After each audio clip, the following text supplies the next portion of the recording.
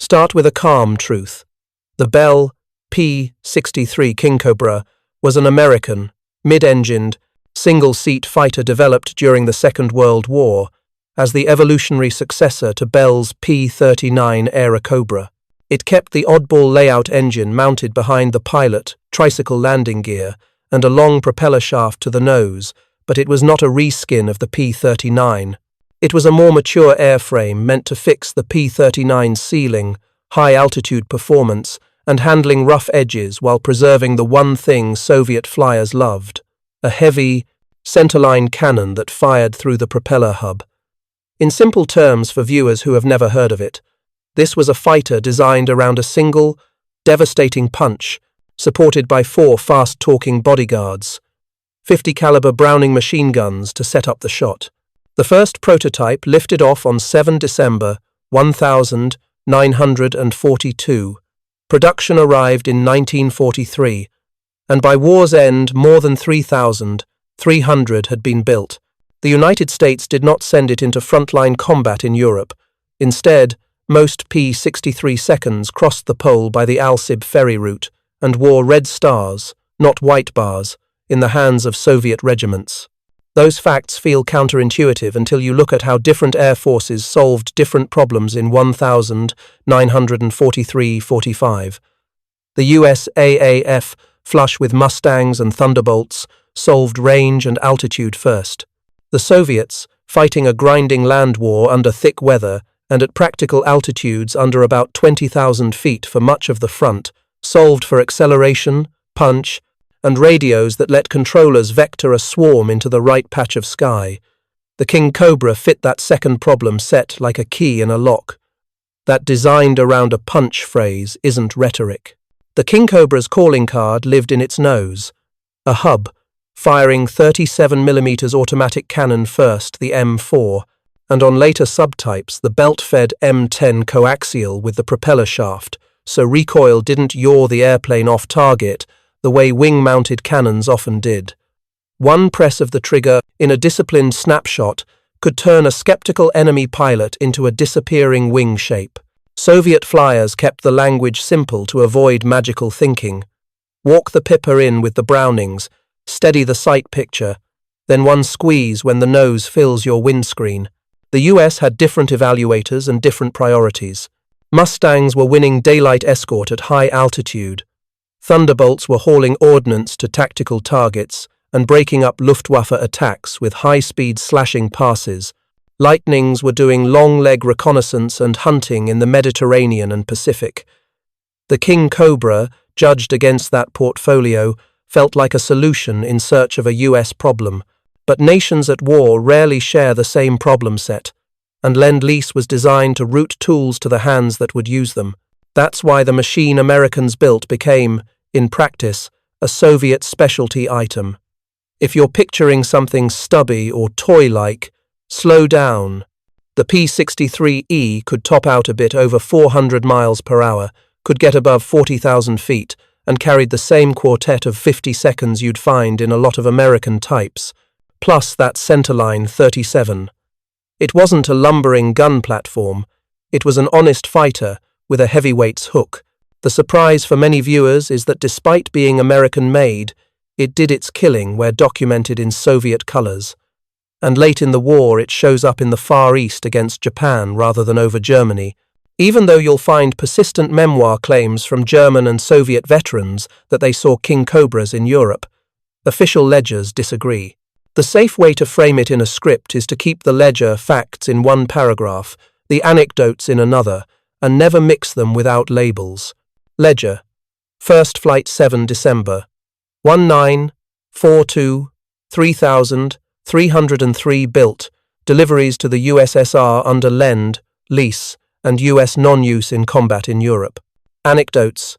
Rudel's Courland mentions and scattered claims of European skirmishes. Then you land, the plane on what we can prove. Confirmed Soviet combat use in August 1,945 inches, the Far East. That's the tone viewers trust clear labels on what's certain and what's reported but not in the books. For the audience that likes tangible mental pictures, linger on the cockpit and systems for one beat. The King Cobra's cabin was warm and sealed, no small thing on the Eastern Front. Its tricycle gear made landings more forgiving on rough surfaces, and the radio fit mattered because Soviet ground controllers ran tight intercepts, threading flights toward German raiders or low-flying attackers. None of that is glamorous, but it's exactly the stuff that turns a reputation. When German pilots dismissed the little Cobras, they were reacting to an older pattern, the P-39's mixed reputation at altitude, without appreciating what a patient, hub-firing center punch could do in the right hands at the right height. Lay that foundation slowly. Promise viewers, we're going to reach the moment where mockery meets a single, thunderous shot but insist on earning it by first understanding the machine's logic. That's your competitor's move. Now it's yours. The P-63's story unfolds cleanly if you plant 5 pegs and then walk the audience between them in everyday language. Peg 1. On 7 December 1942, the first prototype flies. That date sticks because it echoes Pearl Harbor's anniversary, making it easy for viewers to remember. Peg 2. Production in 1943, specifically October for the first P-63 Ampere's deliveries. This makes sense against the wider wartime calendar, as American fighter production was ramping hard and the Mustang's star was rising. Peg 3. Bulk deliveries under lease 1944 through early 1945, with the Alsib route Alaska, Siberia putting American metal into Soviet hands by flying from Great Falls to Fairbanks, hopping across the Bering to Siberia, then down through Yakutsk and Krasnoyarsk. Peg 4. Documented combat in the Bering Daces, Far East in August 1945. Bear in mind how late that is, and the Soviet push against Japanese forces in Manchuria and beyond. Peg 5. The post-war oddities, including the bright orange RP-63 pinball target aircraft used stateside to train bomber gunners with frangible rounds. Once those pegs are in, you have an on-ramp for any case study you want to tell. A 1944 training narrative, a 1945 combat vignette, a post-war coda. That's exactly the way your competitor makes the timeline feel like a set of stepping stones rather than a data dump. Between those pegs are the interpretive pivots that give the story character. The U.S. conclusion in 1943-44 was pragmatic. Compared directly to the Mustang, the King Cobra did not offer a compelling advantage for the missions the 8th and 9th Air Forces cared about: deep escort, high-altitude performance, and long legs. That's why the P-63 didn't flood into ETO squadrons while the P-51 did. Meanwhile, on the other side of the world, the Soviets were demonstrating every day that a mid-altitude, centerline cannon fighter could be brutally efficient inside the geography and weather of the Eastern Front. The timeline isn't just dates, it's a tale of 2 doctrines. Thread that into the narration. When you say October 1943 deliveries, add 1 sentence about how those airframes were effectively built for someone else's playbook and would thrive in it. The Alsib route deserves a human line. Viewers like to see the map in their minds. Montana to Alaska, cold staging at Ladd Field, a hop over the Bering into passive, endless sky, and then the long diagonal across the Soviet Far East.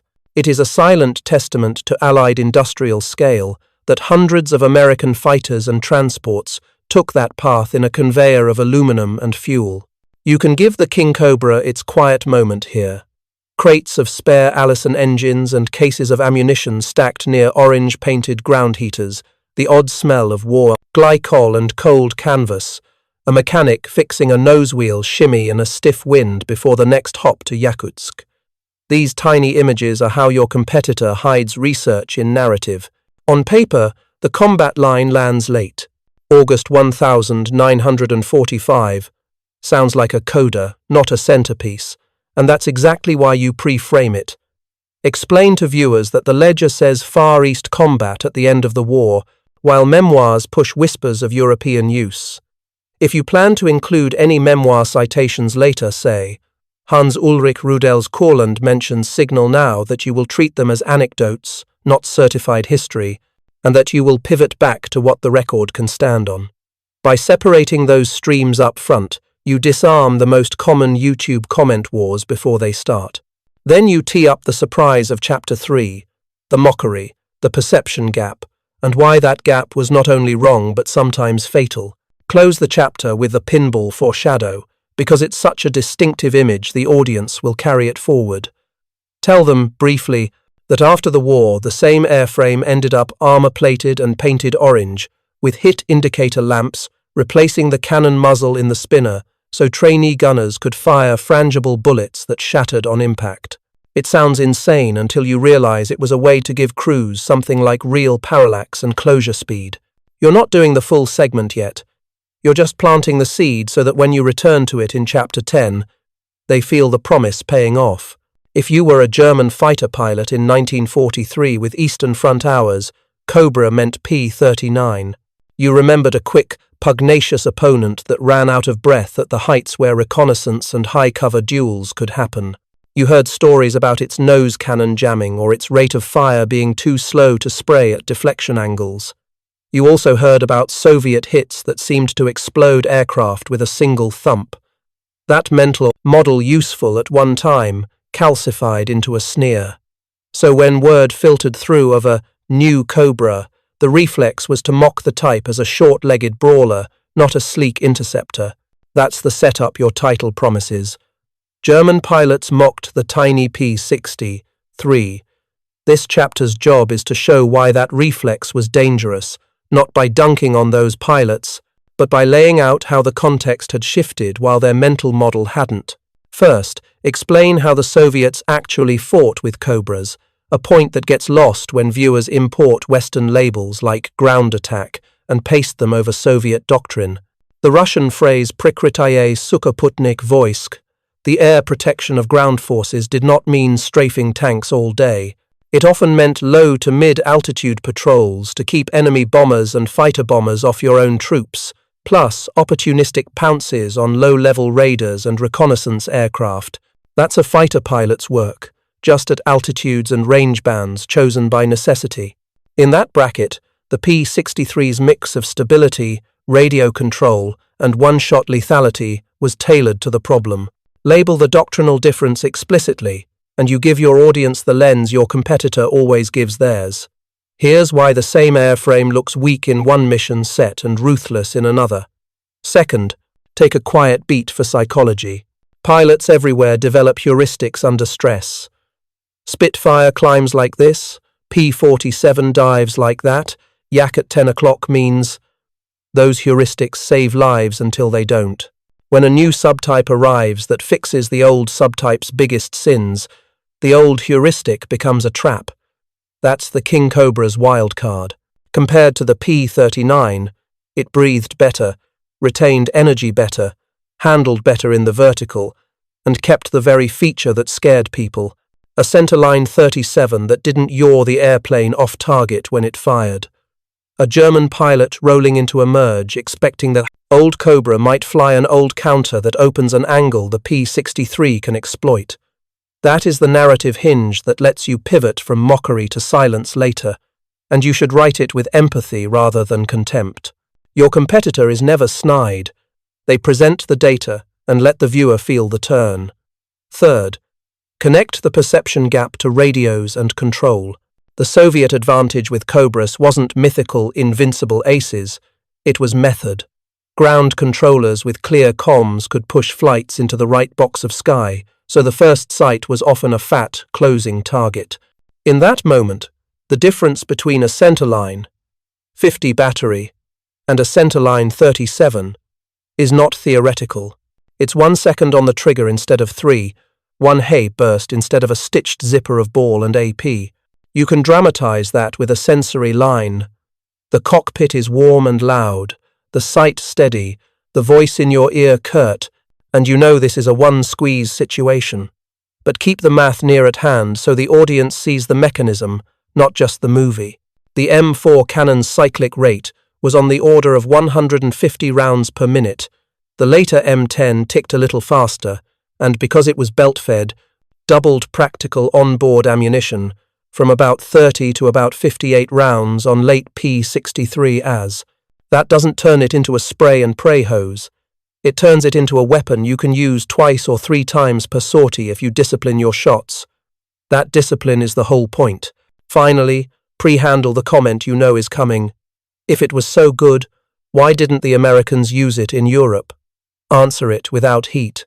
The USAAF had the P-51 for long-range escort and the P-47 for brutal fighter bomber work, both with high-altitude lungs and a logistics pipeline already humming. There was no gap crying out for a King Cobra. The Soviets had a different gap, and the P-63 fit.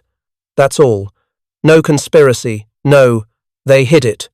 Just doctrine and procurement reality, close by foreshadowing the next chapter, the part where you stop talking about perception and talk about physics, a centerline cannon that speaks once, why that matters, how it was integrated, and what a single HE round does to light aluminum and fuel at closing speeds. If you've done this right, the viewer is no longer smirking at the tiny P-63. They're waiting to hear the sound.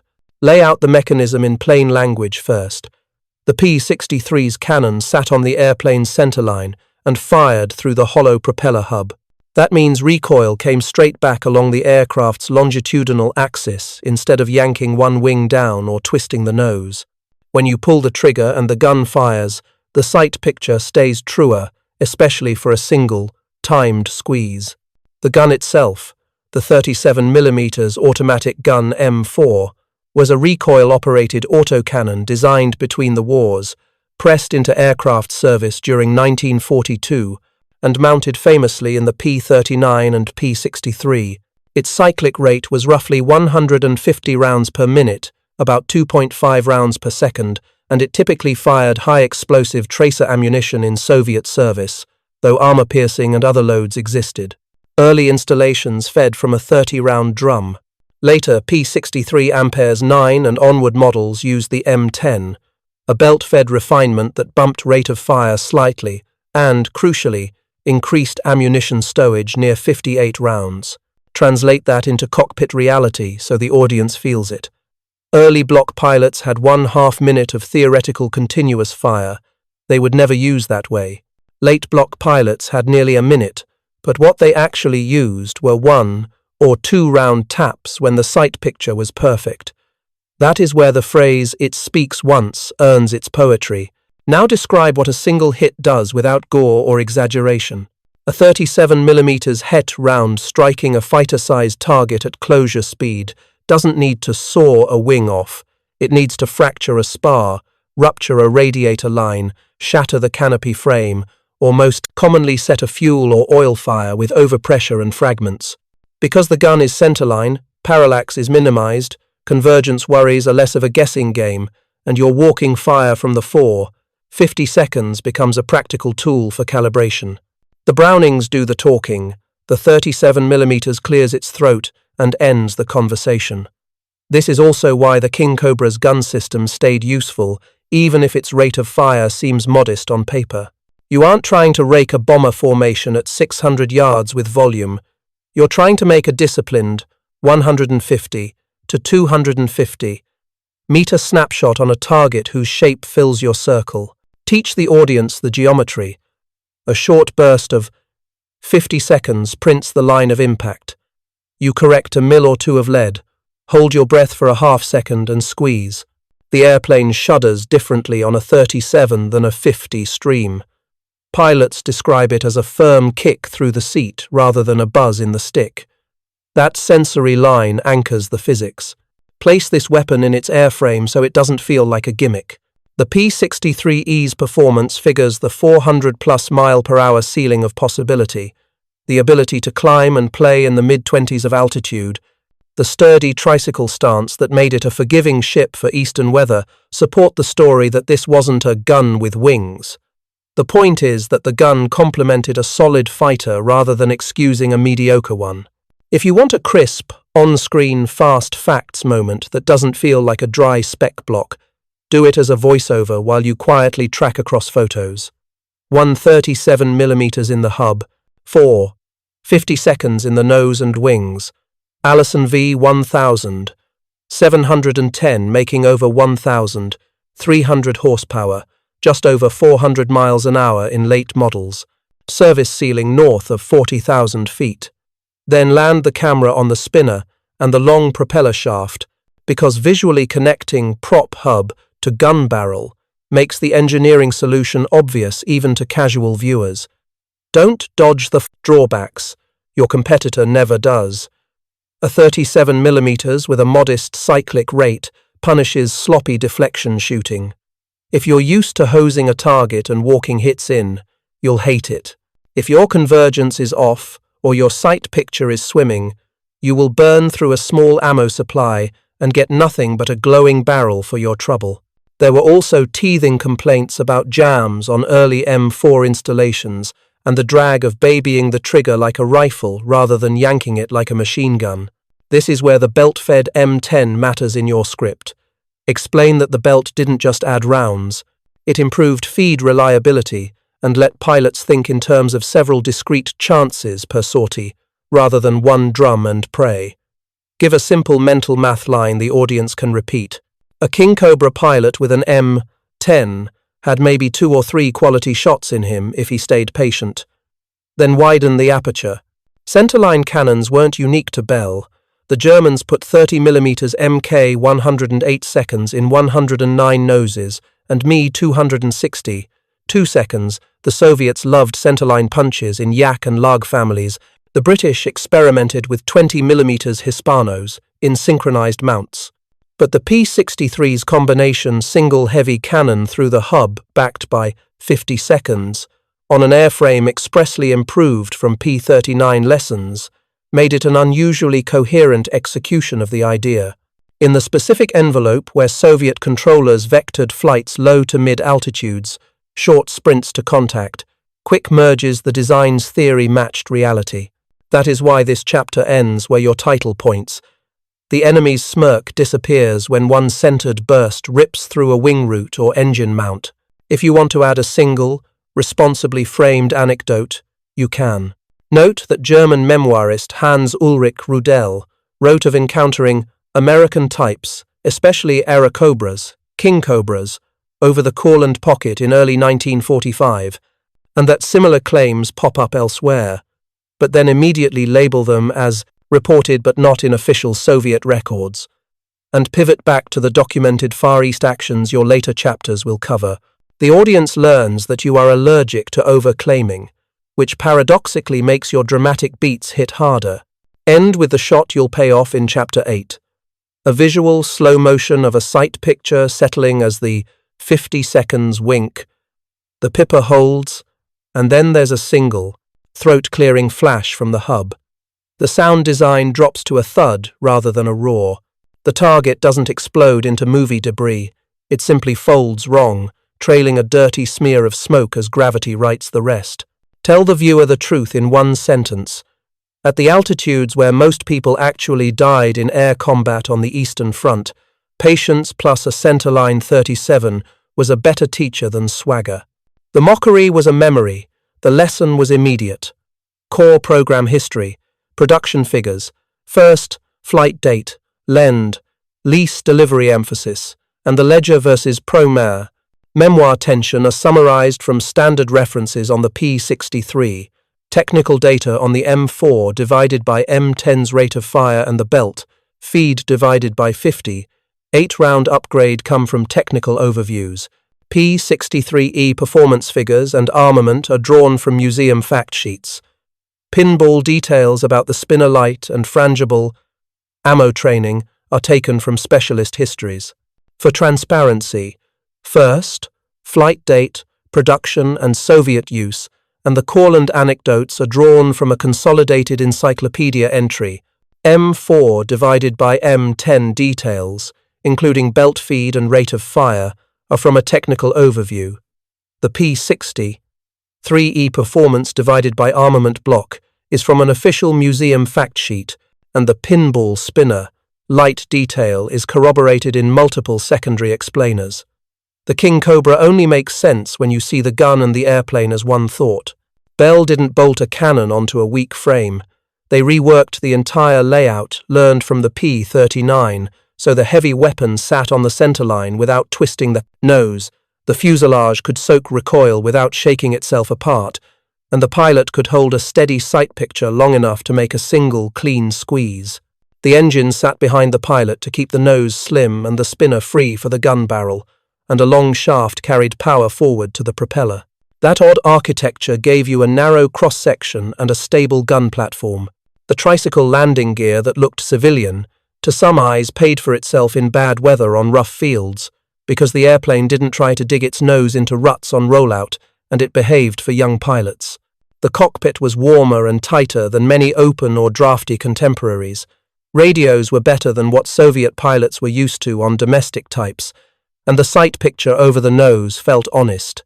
None of that is glamorous, but it adds up to an airplane that lets a pilot think about timing and angles rather than fighting the machine. That is the quiet center of the P-63 story. It took stress away at the moment when judgment had to be perfect. Performance numbers, told too fast, sound like brochure talk.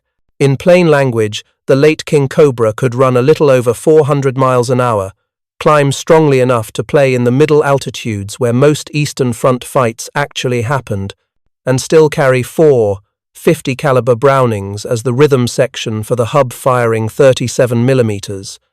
It wasn't a high-altitude escort king like the Mustang, and it didn't try to be.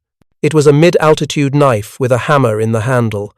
That is why different air forces judged it differently. For the USAAF, which was solving the problem of shepherding bombers to Germany and back above 20,000 feet, the P-63 looked redundant. For the Soviets, who built their intercepts under cloud lids and pushed flights toward threats that skimmed the front lines, the same package looked like a tuned instrument. The airplane's center of gravity, control harmony, and recoil line made the cannon feel like part of the fuselage rather than an off-balance add-on, and that matters when you are asking a pilot to pull a trigger once, not hose a stream and hope. It is worth caring about the small ergonomics. The nose wheels meant shorter takeoff runs on rough strips because the airplane lifted cleanly without wagging its tail. The sealed canopy made winter flying survivable, so pilots arrived at the merge with hands they could trust. The radios let controllers talk a flight into a box of sky instead of leaving them to hunt blind. Even the way ammunition lived in the nose and the feed path ran straight into the gun helped reliability in the later belt-fed installations. The King Cobra felt like a machine that wanted you to be patient. The 4 Brownings were there to print a dotted line in the air at the range you had set as your convergence, giving you a visual truth to correct against. The centerline cannon then paid off that truth. The whole system rewarded stillness for 1 beat longer than your nerves liked. Pilots who learned that stillness loved the airplane. Pilots who didn't, or who came from doctrine that asked them to spray at long deflection, called it a fussy cousin, and moved on. When German pilots laughed at the tiny King Cobra, they were laughing at an outline and a memory of the P-39, not at the way this frame sat steady when it mattered. You do not need romance to tell this. You need to show how a structure, a feed belt, a radio call, and a sight picture became a single act. The last piece is resilience. People remember the orange pinball targets because they looked like carnival machines, but underneath the paint they were P-63 seconds, taking frangible hits and keeping shape. That toughness speaks to the spar strength and the skin thickness in key areas, which in turn tells you why Soviet crews didn't mind flying them hard from poor strips. A gun platform only matters if the platform is there when you come home.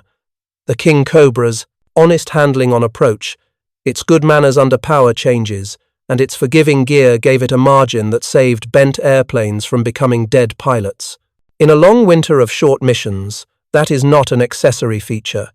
It is the difference between a design you respect and a design you merely use. The airframe did not excuse the gun. The airframe made the gun possible. There are 2 threads to lay flat before you tie the knot. The first is the paper record. You can follow the ledger through first flight dates, production totals, lend-lease deliveries across the Alaska-Siberia route, regiments that accepted the type, and the clear, documented late-war combat in the Far East in August 1945. That part is solid.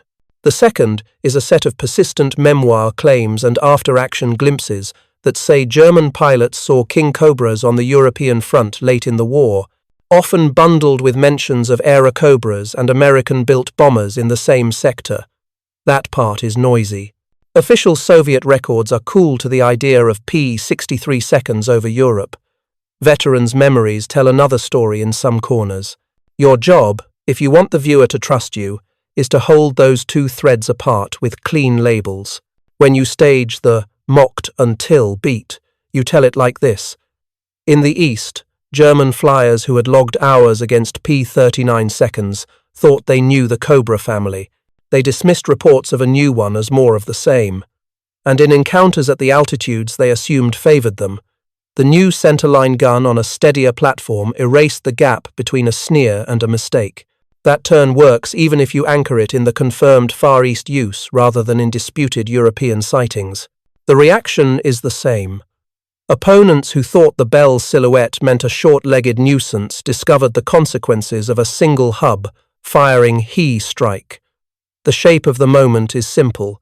You are in a tidy fighting altitude, not in the thinning air where compressors and superchargers tell the story. You are closing faster than you want because someone on a radio put you on intersecting vectors. Your first sign is not tracers, it is the peculiar steadiness of a nose that does not twitch when it fires. Then the target's wing root folds wrong, and your body understands luck has left the room. The mockery is not punished by moral justice. It is punished by geometry, discipline, and a weapon that was built for that angle. The careful script earns this with receipts. It reminds the viewer that the M4 and later M10 cannon were not spray weapons. They were instruments for snapshots at ranges where the target filled the sight. It reminds them that the P-63 is not a high-altitude champion and never pretended to be. It is a mid-altitude brawler with better manners. It admits that pilots who tried to use the cannon like a hose cursed it and wrote bitter lines in debriefs. It explains that later belt-fed installations were not trivia, but the difference between having 1 or 2 clean chances per sortie and having 3. It sits with the unglamorous fact that most combat on the Eastern Front happened at heights where weather, ground fire, and human eyes made patience worth more than raw ceiling. The sneer fades not because history wants a twist, but because a design meets a doctrine. If you choose to include a European anecdote, you keep it in its lane. You name the veteran or the sector. You show the phrase, reported, on the screen for 1 second longer than usual, and then you pivot away. You take the viewer where the paper takes you, to August 1945, to Manchuria, to Japanese formations that ran straight into a tool they were not expecting, and to the same one, squeeze grammar. In doing this, you protect your credibility while keeping the emotional promise of your title. The mockery is context, not a straw man. The silence that follows is not a dunk. It is the sound a wing makes when a spar lets go. The audience understands why a tiny airplane was never the point. The point was a centered shot that didn't ask for permission twice. If you strip away the legend, the method is straightforward. Controllers on the ground stitched a net in the sky with bearings and altitudes. Flights moved along those threads, often intense, quiet, saving breath and letting eyes work. Visual contact came suddenly at the heights where clouds and smoke flattened the world. At that moment the discipline began. The King Cobra pilot did not mash both triggers and pray for a walking garden hose to connect. He used the Brownings first, short and sharp, to draw a chalk line at the range he believed in. Those 50 seconds were not a sideshow, they were a ruler. When the pattern of sparks and smoke on the target told him his lead was right, and the pipper stopped sliding, he let a single 37mm round go through the hub, not because he loved the poetry of one shot, but because his ammunition count required him to behave like a marksman in a cockpit. The sight picture at those ranges is not a movie poster. It is a form filling a circle while wind bumps your shoulder and your breath wants to fog the glass. The airplane helps by not yanking itself sideways when the gun fires. The recoil comes straight back. The nose does not fall off to the side. You can hold your corrections instead of starting over. That is why the centerline mattered. Wing guns at far separations can be violent companions. A hub gun lets you pretend you are on rails for a heartbeat. Pilots learn to feel the difference between the buzz of the Brownings and the thump of the cannon. Some describe the big gun as a boot under the seat. Many learn to let that boot land once and then let patience return. The right way to use the system looked like this. Arrive, controlled, print with. 50 seconds, correct a hair, take the shot, break clean, and listen for your wingman's voice. There was a cost for mistakes. If you fired the 37 too early at a crossing target, the slow rate of fire meant you could not stitch a curve of shells into the space ahead. If you took a long shot because nerves told you the moment would not come again, you would watch an HE tracer sail under a wing and disappear into the same grey air that you had cut to get here. The discipline to wait is not romantic. It is learned under scolding and silence. Ground crews who wrestled belt boxes into noses expected you to come back with shells you did not waste. Leaders who had flown the machine longer than you knew how little your magazine held, and they trained you until you could let your thumb rest on the trigger without moving it. The airplane rewarded that restraint with kills that looked clean on the film. A wink of 50 seconds, a single flash, a wingtip lurch, and then a smear of smoke that did not go out. A word about range and convergence makes this more than a story. The 50 seconds gave you feedback at the distance you had set up on the ground. That number was both a preference and a plan. If you trained to a 200-meter convergence, your brain learned what the target should look like at 200 meters. You were not guessing the size, you were comparing shapes. You learned to ignore the urge to fire when the target looked big but not yet right. You learned to let the nose settle a fraction after a correction, because the belt-fed cannon would feed if you were gentle and would cough if you were not. By the end of a hard month, the King Cobra had taught you that the only honest thing in the sky is a steady sight. It was not a forgiving lesson, but it was simple. The airplane did not lie when the pipper was quiet, and it did not save you when you were impatient. That is how Soviet pilots actually used the 37, with a marksman's temper forced on them by a machine that punished waste and paid back calm with finality. Picture the air the way a controller hears it. The ground net is curt and clipped, a string of compass calls that would sound like nonsense if you were not inside the lattice. A 4-ship of King Cobras is running a patrol line on the friendly side of a river bend. The cloud base hangs low enough to make everyone hunch. Visibility comes and goes like a mood. The lead's voice is calm, because calm on the radio is a tactic. A bearing comes through the headset, then an altitude, then 2 words that change the blood in your mouth. Closing fast. The flight drifts left like a single animal turning. Somewhere ahead, a pair of enemy aircraft have dropped under the gauze to run a line along the river. The geometry is about to favor patience. The first sight is not a silhouette against blue. It is a smear on grey. The lead calls the merge early so nobody panics when the shapes materialize at the wrong size. The section breaks. 2 King Cobras swing wide to cover while the other 2 cut a shallow intercept. The speed is low enough to keep choices open. You feel your right hand lighten because you have told it, in training, to wait until it is bored. The Brownings are hot, but you will not touch the 37 until the pipper stops feeling like a rumor. The first pair crosses almost harmlessly, a trading of nerves and air. The second pass matters. Now the closure is honest and the lead has the target almost centered. You sense the calm because the nose is quiet. He gives the 50 seconds a half heartbeat to speak. A short, even burst draws a dotted line that hits where his brain expected it to. The target answers with a skid that is too late to mean anything. The pipper freezes.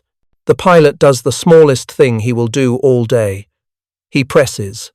The airplane does not yaw. The sight does not jump. The round leaves with a low, certain violence that the camera does not hear well. The hit is not a movie starburst. It is a change in how the other airplane holds itself together. A panel near the wing root peels back.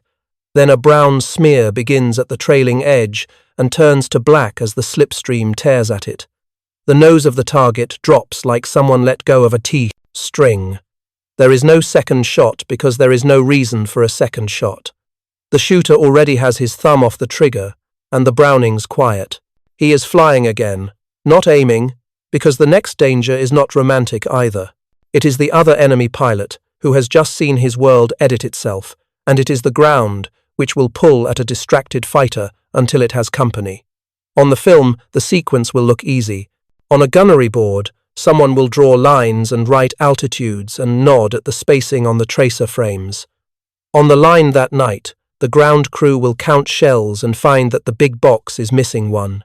The myth will try to grow by morning because stories love to add weight, but the pilot will tell it flat and short.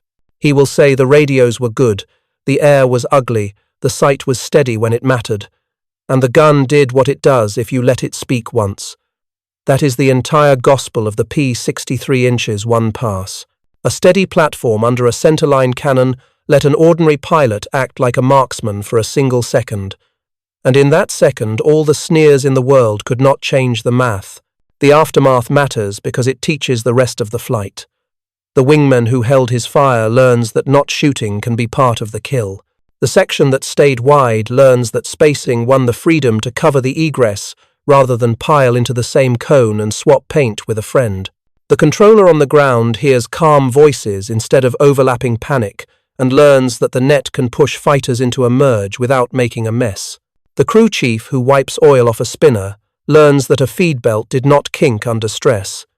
The airplane itself teaches again as it lands without drama on a field that looks like it belongs to tractors. All the small systems around the shot protect the simple act at its heart. If you want the moral, keep it spare. The shot was not luck, and it was not magic. It was the natural result of a design that refused to move its own nose when it fired, a doctrine that brought fights down to the band where eyes and engines agreed on reality, and a culture that taught a pilot to wait one beat longer than fear allowed. The one-squeeze kill is not a legend. It is a habit built from cold hands, short words, and a gun that would rather tell the truth once than shout lies all day. That is what the King Cobra promised. That is what it delivered. The legend of the King Cobra invites you to picture one perfect squeeze and a clean, decisive end, but the air is full of days when the geometry never cooperates, and the 37mm makes you pay for every lapse in patience. The first kind of miss is the familiar one. Deflection gone wrong. You roll into a crossing shot because the closure line looks tempting, but the slow rate of fire means you cannot throw a rope of shells across the space in front of the target and trust that some link will catch. With rifle or rapid-firing cannon lore in your muscles, your thumb wants to hold the trigger down as you rake the empty sky where the enemy will be. The M4 and its belt-fed successor will not reward that instinct. 2.5 rounds per second is the rhythm of a metronome, not a hose, and if your lead is wrong by even a slice of a wing cord, the round sails past, unhurried, a tracer that records your impatience more faithfully than any gun camera ever could. The next kind of miss is subtler and more humiliating, because it happens after you have done the hard part. You stabilize the sight picture, your 50 seconds have printed where you wanted them, you tell yourself, now, and you squeeze too soon. The target is angling away and your brain begs for insurance against the possibility it will vanish into weather, so you accept almost right as good enough. The shell leaves. The shell misses by the width of a decision.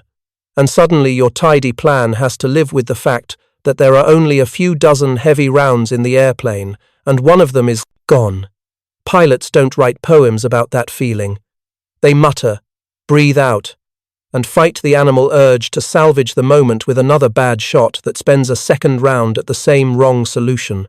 The third kind of miss belongs to the world itself. The Eastern Front sky was not a range with clean light and numbered butts. It was a grey room scraped by wind and the frozen breath of engines. It was haze and ground smoke, flurries that made the horizon slip, late-day glare that threw a bright wound across your canopy. That kind of air steals depth from your eyes.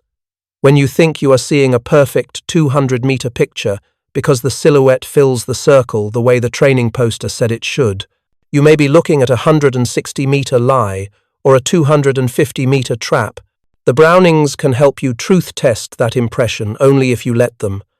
And on the days when nerves steal your process, you fire the cannon first and verify second. The world smiles dryly and records a miss. There are mechanical misses too, and they hurt in a different key. Early drum-fed installations had moods, and even improved feeds could cough if a pilot yanked the trigger like a panic lever, or if a belt kinked under loads. The ground crew warned him not to impose. When a jam interrupts a pass, you did everything right to set up. The sky feels petty and personal, and you discover how loud a silent gun can be. The cure for that pettiness is not heroics. It is the unromantic discipline of maintenance on the ground and gentleness in the hand in the air. The pilots who bragged in the mess tended to be the same ones ground crews cursed when they found scuffed feed lips and bruised guides under a nose panel. The pilots who brought home ammunition they hadn't wasted, who treated the trigger like a watchmaker treats a screw. Those were the ones crews worked for like family. Every miss has a classroom attached, if you can stand to sit in it. Gun camera film is a famously cruel teacher, and in a King Cobra, it is merciless because the single flash of the 37 makes your choice legible frame by frame. You can see the 50 tracers stitched just under the canopy rail.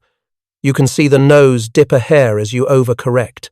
You can see the muzzle flash from the spinner and the absence of effect, where a second later a wing root should have blossomed. In the sin room, the instructor does not need to shout. He can freeze the moment where you should have let the sight settle one more heartbeat, and then run the frames forward to show the round flick past the tail like a thought that came too late. They make you watch the same pass again without sound, so you cannot hide inside engine noise or radio chatter. The teaching is simple. If you could afford to fire early, you would not be flying this airplane. The machine's design is a moral argument for patience, and the film is the sermon. Missed shots bend tactics too, because they threaten formation discipline. You want to chase the mistake into a second attempt on the same vector, but the doctrine that keeps friends from colliding under a low ceiling is unforgiving about second bites at bad apples. When you commit miss, and then barrel straight ahead to take the same pass again, you flatten the formation's geometry and give the unseen enemy a present he did not earn. Leaders learn to hear the way a pilot breathes before a second, try and cut it off with a tone that closes the door. It is not cruelty, it is math. Sulking pilots cost flights their spacing, and spacing is what buys the next good shot for someone who has not just spent his patience on a bad one. This is how a squadron turns a weapon's limitations into culture, by teaching that not firing is sometimes the bravest part of the job. In that culture, a miss is a debt you pay with silence and a wide roll back into your lane, not with frantic make-good heroics. There is an enemy across the circle from you, and he has a say.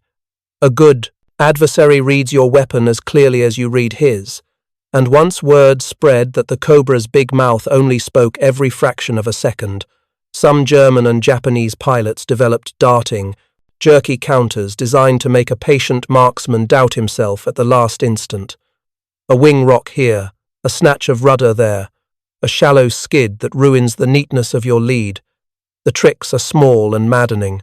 They turn your shot into a test of temperament. If you let your thumb flinch because the target twitched at the wrong moment, you waste a round on what turns out to be a feint. The answer is not Zen mystery. It is drilled routine. Commit only when the pattern of the other pilot's movements has repeated enough to be a behavior rather than a taunt. Accept the half-second delay that your nerves interpret as surrender. Discover, on film night, that you look uncannily calm when you are, in truth, only obedient. Even logistics has a way of writing itself into your misses. A unit that is short of belts or delayed on spares teaches thrift by necessity, and thrift radiates outward from the weapons bay to the way you plan a patrol. Commanders shift rendezvous points to buy one more minute of peaceful cruise. Controllers time vectors so you catch the enemy's back rather than his cross. Sections debrief the amount of talking they did before a merge, because every word on the net is a tax on focus. In that environment, a miss is not an isolated sin. It is a small failure of a chain designed to manufacture exactly the kind of calm that gives the 37mm its chances. The same airplane in a different supply world might tolerate a sloppier culture. The king cobra in the world, it had accepted no such indulgence.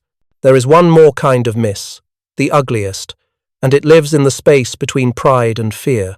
A pilot who has started to believe the legend of his own cannon begins to compose the story of the impossible shot before he even sees the enemy. He takes the wrong angle because the tail in his head is better than the geometry on his panel. He fires too far because the narrative of "I hit him from 300 yards crossing" is sweeter than the discipline of "I waited and killed him clean at 180. The cure for that is institutional memory, quiet leaders who will not let a squadron turn anecdotes into doctrine, crews who roll their eyes at barroom boasts and keep talking about belts and feed paths and sight drifts. In the long run, that culture is the only insurance you have against misses that breed more misses. All of this sounds austere until you remember what it buys when the day is right. The pilot who has lived inside the pain of misses, who has felt how cold a bad shot makes a cockpit, who has learned to regard ammunition as a promise rather than a toy, is the pilot who can sit through a long, thin intercept with his pulse under control and then perform the simplest trick in war. Do nothing for 1 second longer than fear allows, and then do exactly enough. The king cobra does not forgive. It teaches. Its misses are not accidents. They are chapters in a manual that turns an average flyer into someone who can, on the right pass, take a hand-sized sight and write a full stop on the far airplane's sentence. That is why the misses matter and why they belong in the script. They are not the betrayal of the legend, they are the price of it. There is a photograph that confuses people on first sight. A bright orange king cobra with a spinner that looks like it swallowed a lighthouse, dotted with small round telltales and framed by range towers. It is an P-63, the so-called pinball, and to modern eyes it resembles a fairground ride more than a fighter. Yet the logic behind it is as cold as a range officer's whistle. The US Army Air Forces needed a way to train bomber gunners to judge speed, angle, and parallax against a live, closing target without killing the pilot who volunteered to be that target. Paper sleeves and toed sleeves taught only so much. Ground ranges taught even less about the choreography of a pass. What the P-63 project did was take a king cobra's honest handling and resilient structure, wrap the vital parts in armor plate, replace its teeth with a mouthful of sensors and lamps, and let students shoot at a moving airplane with frangible bullets designed to shatter on impact. Whenever the brittle rounds struck the armored skin in a scoring zone, a circuit closed and lights flashed first in wing roots and later famously in the spinner, giving instant feedback visible to both the gunner and the target. The surreal carnival of blinking lights told crews the truth that gun camera film would confirm later: you hit or you didn't, and at this speed you are usually wrong. The engineering tale inside that spectacle deserves telling because it speaks for the king cobra's bones.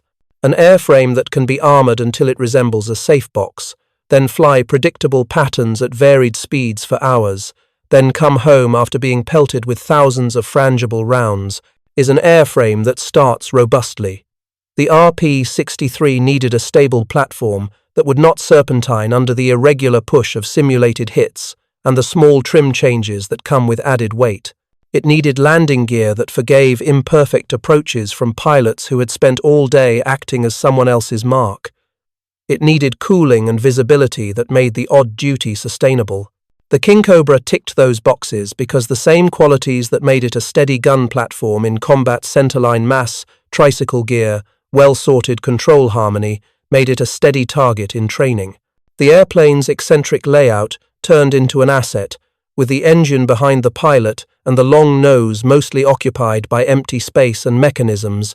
There was room and structure for armor and sensors without breaking the machine's balance.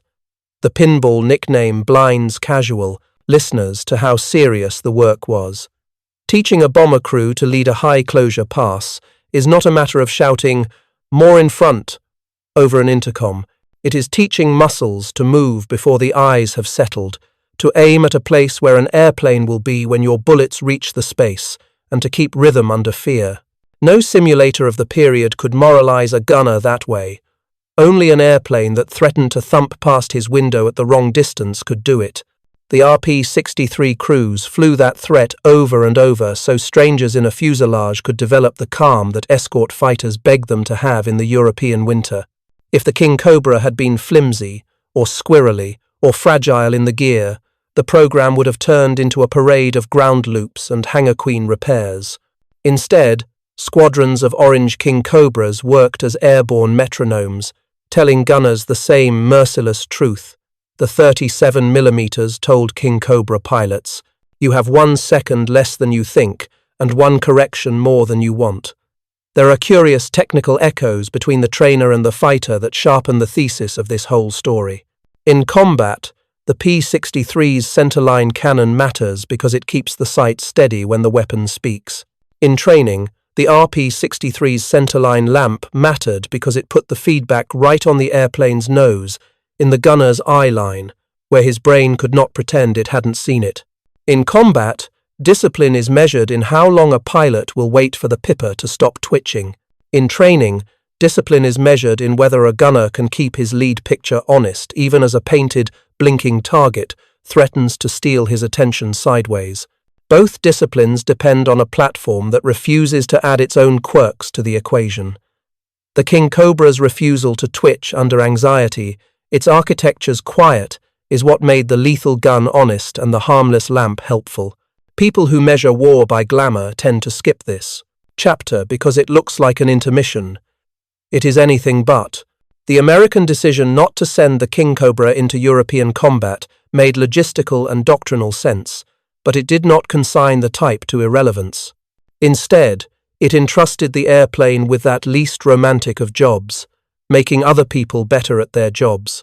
The bomber streams that crossed Europe in 1944 and 1945 did so behind gunners who had, in many cases, learned lead, closure, and nerve by shooting at orange King Cobras. Those gunners were not taught ballistics in a lecture hall. They were taught by a pilot in a P-63 who kept his speed, altitude, and turn constant, who accepted the fatigue and risk of being the bad guy, so strangers in cold, crowded cabins could find a rhythm that kept everyone alive. When you tell the story this way, the RP-63's blinking spinner is not a circus. It is a lighthouse hung on the idea that there is no substitute for a steady airplane and an honest signal. Then there is the post-war echo. Training programs change armies more quietly than combat does, and their effects flow forward for decades. The notion that you can put a live target in front of a trainee and wrap both in safety is now routine in high-fidelity simulators, on laser ranges, and in digital gunnery suites. The RP-63 was a crude ancestor of that logic. It took a difficult learning problem, stripped away what could be simulated, and left only the irreducible core for the human to master, judging a moving shape in a moving frame and acting before comfort arrives. When you show viewers the orange airplane, you are not just indulging in a trivia break. You are revealing the kind of mind that designed the King Cobra in the first place. Practical, patient, and willing to do the unglamorous work that makes other moments possible. The oddness of pinball also has rhetorical value in your script because it lets you puncture a certain kind of myth without getting into a fight. If anyone wants to argue that the P-63 was a toy because the US didn't fly it over Germany, you can show the toy that wasn't a target airplane that absorbed whole afternoons of punishment so crews could learn to keep their hands. You can let the orange paint do the talking while you narrate the statistics about hours flown, sorties completed, and training cycles shortened. Credulous viewers will often trust a plain image over a paragraph of claims. The image here is undeniable. The same frame that Soviet pilots used as a quiet marksman was robust enough to be a lighted, armored metronome for other men's war. The word that ties those uses together is steadiness, and steadiness is the secret buried in every paragraph of this story. In the end, the pinball chapter matters because it seals the claim that the King Cobra's virtues were structural rather than contextual. If its gun had been the only redeeming feature, the airplane would have made a poor target. If its airframe had been merely adequate, the extra weight and punishment of the RP-63 conversion would have revealed flaws too quickly and too often. Instead, The type carried an entire generation of trainees through a dangerous lesson and came back, day after day, to fly the same patterns all over again. It is not the glamorous end a fighter's biography usually gets, but it is an honest one, and it argues better than any boast that the mockery aimed at the tiny cobra missed a larger truth. This was a machine that held still when men needed it to, whether the next sound was a cannon thump in a grey duel or the brittle patter of frangible rounds on orange armor in a desert of dust. It is tempting to tidy the King Cobra's story into easy categories, and the internet rewards that impulse with likes and certainty. The myths grow from that soil. The first myth says the Cobras were ground attack only, a label glued on by readers who translate Soviet doctrinal terms into Western shorthand and then never circle back to see what the words meant in practice. The reality is duller and stronger. The Soviet phrase for protecting ground forces often encompassed patrols at the exact altitudes where enemy fighter, bombers, reconnaissance machines, and low-flying raiders lived. And in that bracket, the P-63 was a fighter doing fighter work, only closer to the ground than a high-cover escort would have been. If you cut the film of such a patrol into still frames and relabel the uniforms, the pictures look like any mid-altitude intercept anywhere. Vectors called merges managed, short fights and quick breaks. The King Cobra's centerline cannon, with its distaste for waste, was not a strafing tool pretending to be a fighter's weapon. It was the opposite, a fighter's final word, spoken inside a doctrine that brought fights down to where eyes and engines agreed on truth. A second myth insists that the 37mm was useless against fighters because it was too slow or too few rounds or only for bombers. The temptation here is to answer with a string of numbers, but numbers alone are brittle in a culture that likes to see pictures. So you give one number the cyclical tick of roughly 2.5 rounds a second, and then you attach it to a picture the viewer has already watched unfold. A short burst of 50 seconds to find the line, a fraction of a breath, a single flash that does the structural work a dozen light bullets might not, and then a clean break because there is nothing left to do. That picture has no room for the concept of spray until something important breaks, and that is what unnerves people who grew up reading about wing-mounted fountains. The King Cobra's cannon is a cure for imprecision, not a flailing attempt to replace it. Its slowness is not a defect. It is the cost of a round that treats thin metal and pressurized fluids the way a sledge treats glass. The third myth declares that no King Cobra ever saw action, a claim that owes more to Eurocentric attention and the US decision not to deploy the type into the 8th and 9th Air Forces than to the airplane's ledger. The reality is that it fought in the Far East in August 1945, where the record can see it, and that memoirs and fragments elsewhere claim appearances that the ledgers do not firmly corroborate. The honest way to narrate that is to hold the two truths apart, and to say out loud that a veteran's memory is a thing to be respected, labelled and compared, not derided or swallowed whole. You resist the internet's hunger for verdicts because your credibility is a harder currency. The viewer learns that the absence of a confirmation in a file does not mark a liar any more than a single recollection marks a fact, and they reward you by listening harder when you draw your lines. The fourth myth lives in a sneer. If the airplane were any good, the Americans would have used it over Germany. The reality is procurement. The USAAF had a fleet tailored to its doctrine and geography.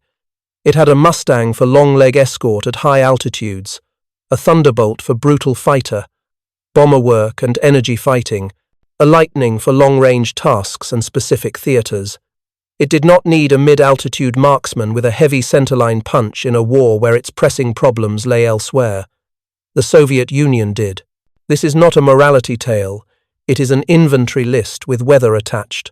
When you explain it that way, unglamorous and precise, the sneer loses its stage.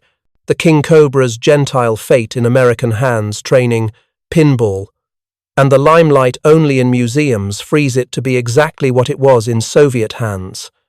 A fighter made for a certain kind of sky, flown by men with a certain kind of patience. There are myths about the airplane's tiny look too, easy jokes that ride on photographs taken from unflattering angles.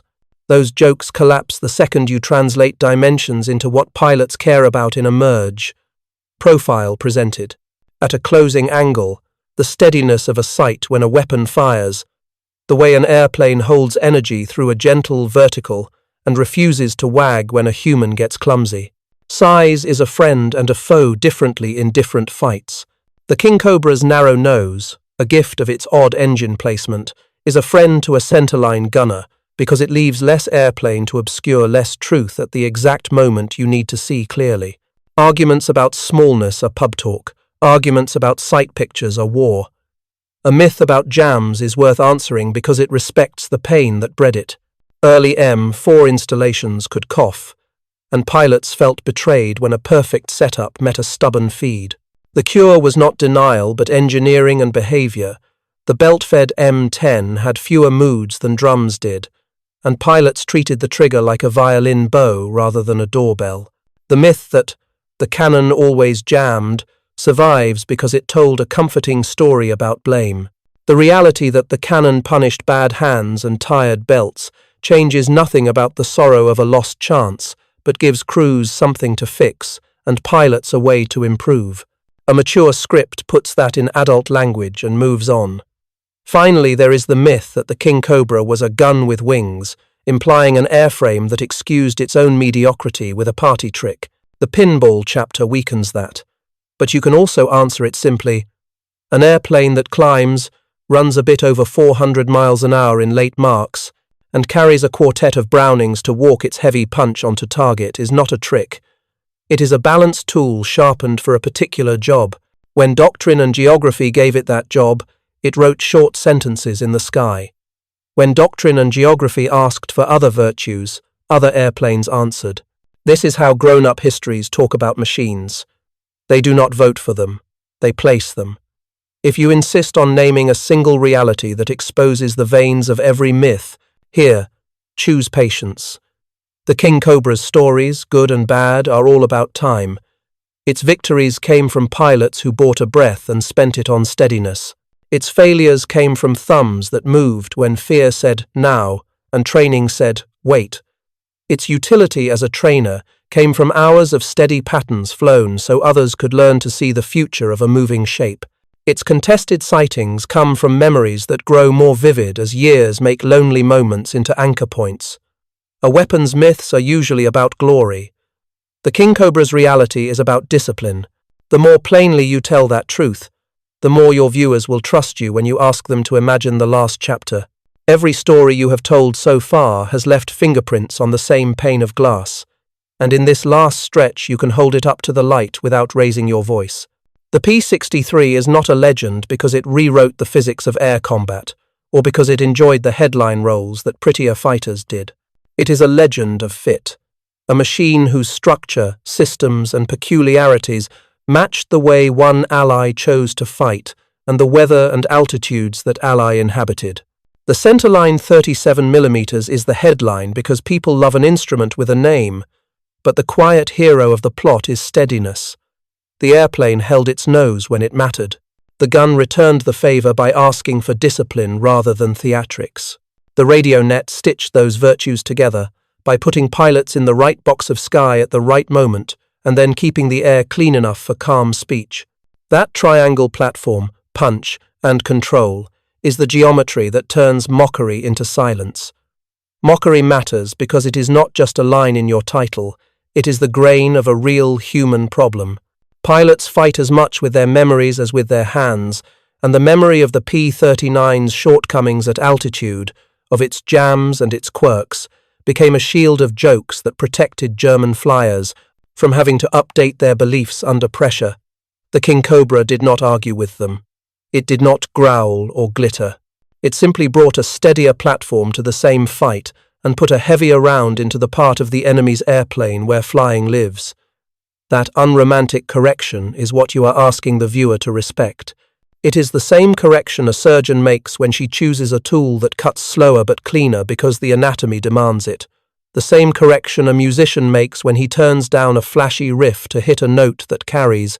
The same correction an engineer makes when she designs for tolerance rather than spectacle. In that sense, the P-63 is not a relic at all. It is a case study in grown-up choices.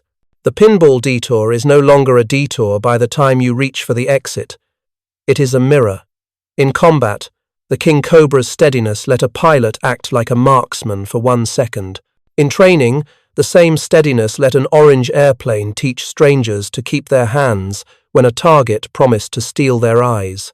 You have shown the audience that the worth of a machine is not always measured by the glamorous places it shows up, but by the human capacities it supports. A gun that speaks once rewards patience, a trainer that blinks when hit rewards honesty. Those are not battlefield values only, they are civic ones as well, and they explain why history returns to certain machines when it wants to talk about character without seeming sentimental. You can afford one step into the present without turning the piece into a lecture. Contemporary fighters carry missiles that eat the sky in long swallows, but gun systems have not vanished, and when designers argue about where to put them, the old logic hums beneath the CAD screens. Centerline solutions that minimize parallax and recoil yaw still buy you steadiness when the modern pilot dives into the rare merge that missiles did not prevent. The lesson is not that the P-63 tells today's engineers what to do. It is that some constraints are stubborn, and that the best answers tend to be the ones that ask people for the virtues they can actually supply. When you show an old spinner with a hole in the middle and say, "This is where the truth came from," you are not worshipping the past. You are tracing a line of reasoning that runs forward. When you compress the whole film into a single sentence, resist poetry and choose a sentence the audience can repeat without feeling they have become a fan. You might say, "A fighter designed around a single honest shot punishes impatience and rewards a culture that keeps its nerve." Or you might say, "The King Cobra looked like a cousin you could tease until it chose the second you had hoped it wouldn't, and then the teasing stopped." These are not moral verdicts. They are workman's summaries of a system behaving as designed under a doctrine that knew what it wanted. The more ordinary you can make that sound, the more extraordinary it will feel when the pictures in the viewer's mind reassemble as a wing root folding and a trail of smoke scribbling the air. There is space for one last, small kindness to the men on the other side of the sight. The pilots who mocked were not fools. They were survivors of a changing sky, relying on habits that had saved them yesterday. The King Cobra is not their nemesis in a storybook sense. It is their teacher in the unforgiving school where new designs and new methods kill old assumptions. The point is not that scorn deserves punishment. The point is that reality does not negotiate with pride. That understanding keeps your script from curdling into triumphalism and leaves it with the strange tenderness that serious history sometimes permits itself, respect for courage and skill on both sides, and a clear eye about what machines do when men bring them together at speed. Close where you began, with the quiet cadence your competitor uses when they trust the story to carry in itself.